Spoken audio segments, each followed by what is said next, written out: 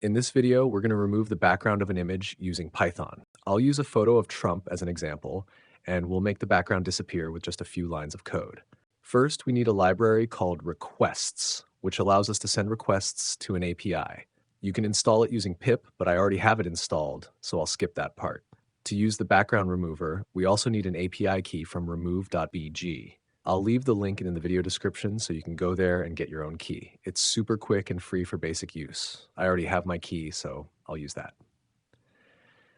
Now, let's go through the Python code together. We start by setting the path of the input image. In my case, it's a Trump photo, and we define the output file where the new image will be saved. Then we send the image to the remove.bg API along with our API key.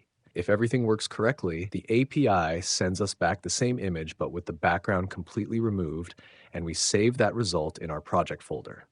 If something goes wrong, an error message will appear in the console. Let's run the code and see what happens. And there it is.